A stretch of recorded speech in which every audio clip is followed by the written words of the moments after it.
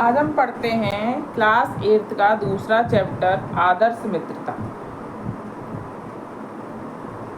सुदामा श्री कृष्णश्च परम मित्रे आस्ताम। सुदामा और श्री कृष्ण परम मित्र थे। श्री कृष्ण तो द्वारकाया नृपासीस। श्री कृष्ण तो द्वारका के राजा थे, किंतु सुदामा अतीब निर्धना धार्मिक आसीत। बहुत निर्धन। ये इष्ट मतलब चा, यहाँ चा लगा है तो चा का मतलब होता है और। तो सुदामा बहुत निर्धन और गरीब धार्मिक थे। निर्धन मतलब गरीब और धार्मिक थे। तस्य पत्नी संतत्या, उनकी पत्नी चा यानी कि और संतान है। सदैव हमेशा क्षुधा पीड़िता यानी भूख से व्याकुल। अतीब कष्ट में चा और अतीब कष्ट में रहते थे।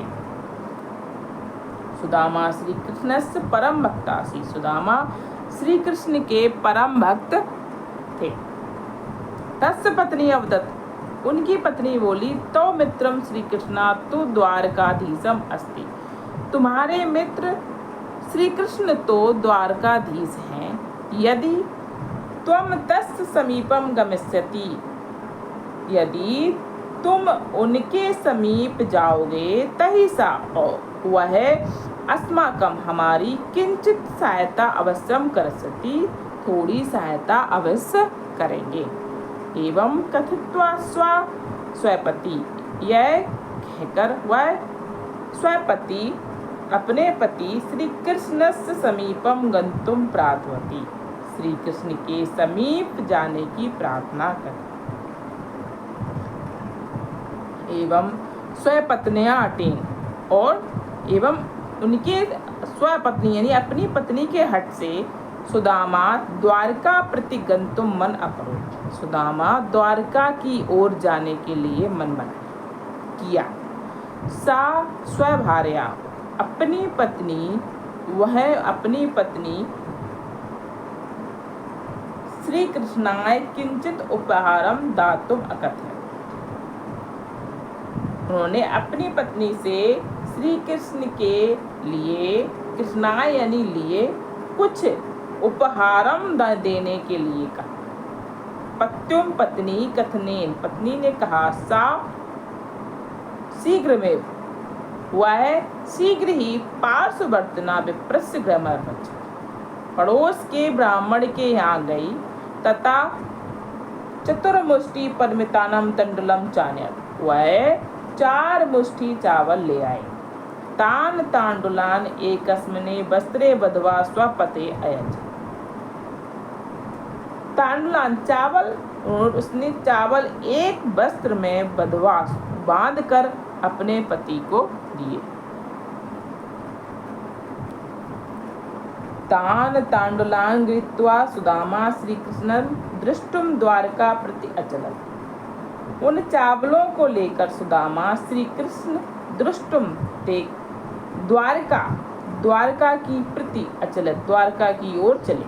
तस्य दुर्दशा दृष्ट्वा प्रथम तु द्वारपाले, उनकी दुर्दशा देखकर प्रथम सबसे पहले तो द्वारपालों ने सह बहरेव निषिद्धा, बाहर ही रोका, किंतु संदेश वाहकस्य मुखात स्वमित्रस्य, लेकिन संदेश वाहक के मुख से अपने मित्र का अभिधानम यानी नाम श्रुत्वा सुनकर श्री कृष्णा धावन, नाम सुनकर श्री कृष्ण दौड़े।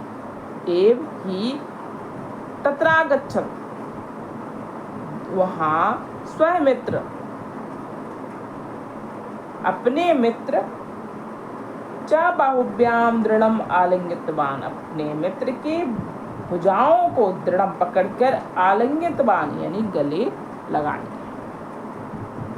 श्री कृष्ण से नेत्राभ्याम अश्रु चापतन, श्री कृष्ण के आंखों से आंसू गिरने।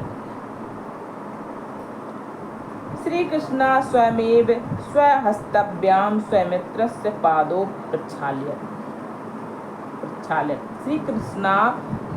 श्री कृष्ण ने स्वयमेव अपने ही स्वहस्ताभ्याम हाथों से स्वमित्रस अपने मित्र के पादों यानी पैर प्रक्षाल्यत यानी धोना धोए।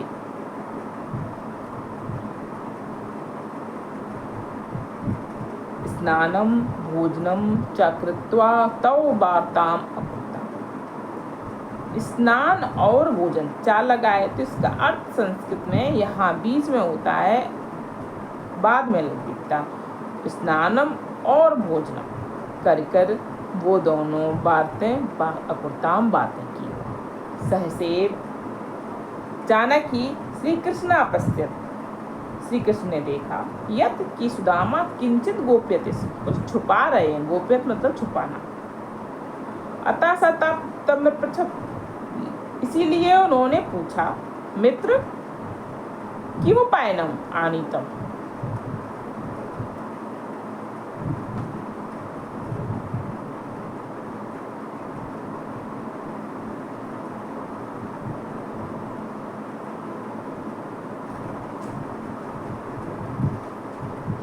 आनीतम त्वया मह्यम दीयताम, क्या छुपा रहे हो, दीजिए। त्वया मह्यम दीयताम, मुझे दीजिए। मह्यम मतलब मुझे दीजिए। सुदामा तू लज्जातान, सुदामा को लज्जा शर्म आ रही थी। तान तांडलान श्री कृष्णन दातुम नोत्सते, चावल श्री कृष्ण के देने के लिए उनको लज्जा लग रही थी। नोत्सते इसमें उनको देने के लिए, देने में साहस हिम्मत नहीं जुटा पा रहे, शर्म आ रही थी उनको, लज्जा आ रही थी। तथा श्री कृष्ण स्वयमेव तान गृहीत्वा स्नेहम खादुम आरभत।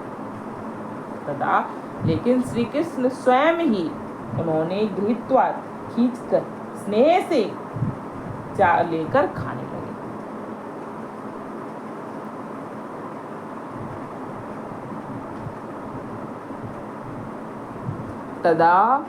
तथा सुदामा स्वगृहे गृहं प्रति गत्तुं श्रीकृष्णाम् अनुज्ञाम् अयाचत। फिर सुदामा स्वगृह अपने घर के प्रति जाने के लिए श्री कृष्ण से आज्ञा लेकर चले। श्री कृष्णो अपि तस्मै किंचिदपि वस्तुं नायच्छत्। श्री कृष्ण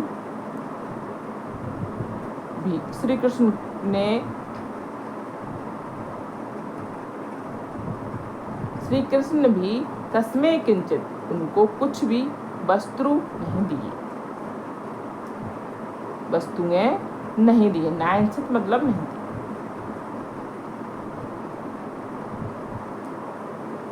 परम स्वगृहं गत्वा स्वकुटीरस्य स्थाने विशालं प्रसादं दृष्ट्वा सुदामा अतीव विस्मिता अभूत्। लेकिन स्वगृह जाकर, अपने घर जाकर, स्वकुटीरस्य अपनी कुटिया के स्थान पर विशाल बड़ा प्रसाद महल दृष्ट्वा देखकर सुदामा अतीव विस्मित हुए, आश्चर्यजनक हुए।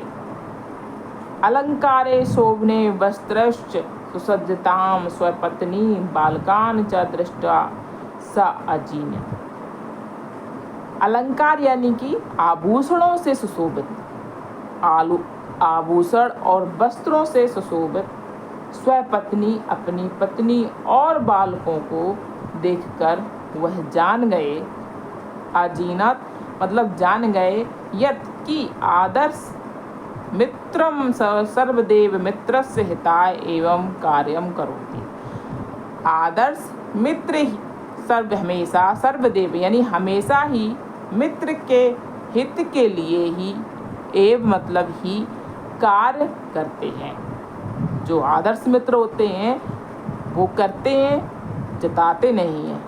तो यही इसका अर्थ हुआ। इसका अर्थ हुआ कि आदर्श मित्र तो हमारे होते हैं, दुखों में साथ देते हैं, सुख में नहीं, बताते नहीं हैं, करते हैं।